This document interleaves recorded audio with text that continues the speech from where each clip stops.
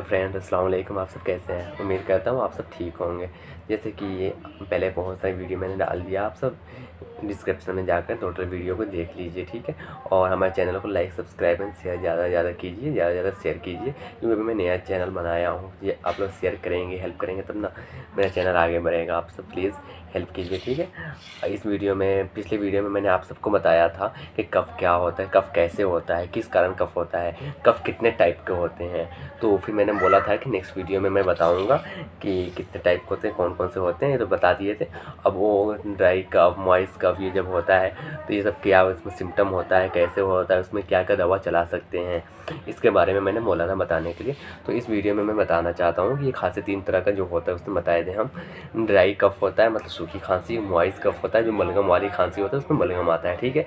और तीसरा whooping cough होता है, 3 तरह का खांसी होता है, ठीक है। तो मैं सबसे पहले बताना चलता हूँ आप लोगों को ड्राई कफ क्या होता है, ड्राई कफ कैसे होता है। ड्राई कफ जब होता है जब हम गर्म वस्तु को काफ़ी अधिक समय तक यूज़ करते हैं ना, उसकी वजह से जो लंग्स हमारे फेफड़ा होता है ना, उसमें कफ उत्पन्न हो जाता है, मतलब कफ पैदा हो जाता है जब हम लोग ज़्यादा देर तक गर्म चीज़ों को यूज़ करते हैं, इसलिए हमें ड्राई कफ होता है। और भी इसका कारण है। इस प्रकार में कहा कि खांसी में से कोई स्पुटम नहीं आता, मतलब ये जो होता है ना, इस प्रकार का जो ड्राई कफ होता है ना, इसमें हमें बलगम नहीं आता, स्पुटम बलगम नहीं आता है, ठीक है।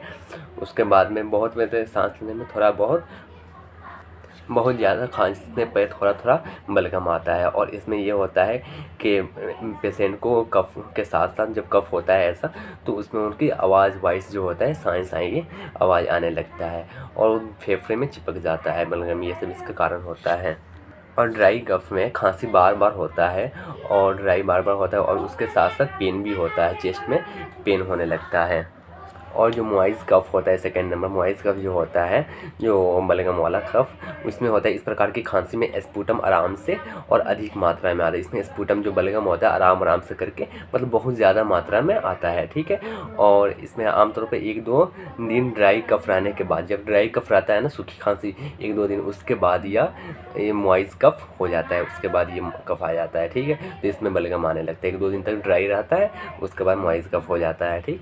उसके बाद रिस्पिरेटरी सिस्टम जो होता है, हमारे सांस लेने वाले सिस्टम, उसमें हमें म्यूकस मेम्ब्रेन की सेंसिटिव होने के कारण म्यूकस ज़्यादा मतलब निकलता है।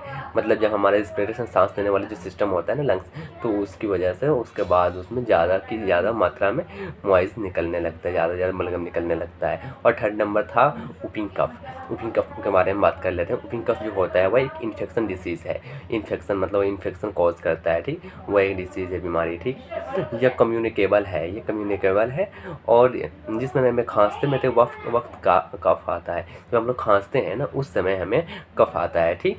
और सांस लेने में उप की आवाज़ सुनाई देती है। इसमें इंट्रोडक्शन के बारे में बात कर लेते हैं कि क्या क्या नहीं करना चाहिए, ठीक है। जब कफ के वास्तविक कारण जब पता चलता है तो उस समय ट्रीटमेंट शुरू करना चाहिए, पता लगा कर ट्रीटमेंट शुरू करना चाहिए, क्यों कफ आ रहा है, क्या कारण है, कौन से कफ है, ठीक है। और हल्का में गर्म पानी पीना चाहिए। जब कफ होता है तो उसमें हल्का गर्म पानी करके सुसुम करके पीना चाहिए, ठीक है।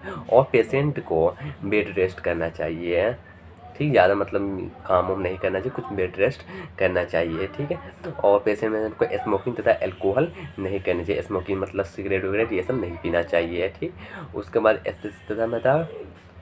फ्रेश फूड खाना चाहिए, स्पेसिफिक फूड खाना चाहिए उसको, ठीक। और पेशेंट को न्यूट्रिशनल रिच डाइट उसको देना चाहिए, जिससे सही रहता है। जैसा कि हम बताए थे कि नेक्स्ट वीडियो में आप लोगों को कुछ दवा भी बताऊंगा, कौन कौन खांसी में कौन कौन सी दवा चला सकते हैं। कुछ नॉर्मल, ऐसे तो नॉर्मल बता देता हूँ, और अगर ज़्यादा हो तो डॉक्टर से कंसल्ट करके बात करके तभी चलाना चाहिए। बट मैं बता रहा हूँ, ड्राई कफ जब रहता है ना, सूखी खांसी, उसमें हमें अगर सिरप लेना है तो एस्कोरिड डी आता है, ठीक। ये सिरप लेना चाहिए। ये सिरप नहीं मिल रहा है तो ग्लिडेंटस ले सकते हैं। वो नहीं मिल रहा है तो ग्लिडेंटस एल ले सकते हैं, ये सब ले सकते हैं।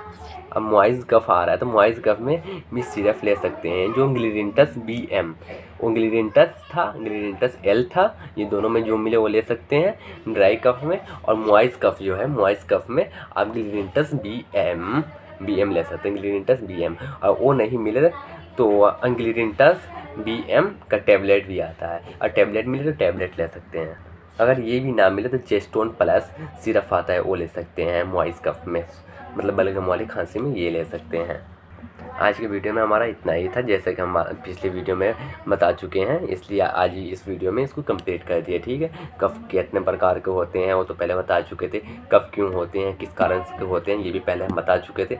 इसमें हम 3 टाइप के जो होते हैं, 3 टाइप में क्या क्या होता है, कैसे कैसे सिम्टम्स होते हैं, क्या क्या उसमें दवा चलाना चाहिए, इन सब के बारे में मैंने आप सबको बता दिया। प्लीज़ अब आप सब हमारे चैनल को लाइक सब्सक्राइब एंड शेयर करें। लाइक सब्सक्राइब शेयर करने में कुछ नहीं जाता, 1 मिनट भी टाइम नहीं लगता, थोड़ी सी में हो जाता है। प्लीज़ कीजिए, सब्सक्राइब कीजिए चैनल को। Thank you.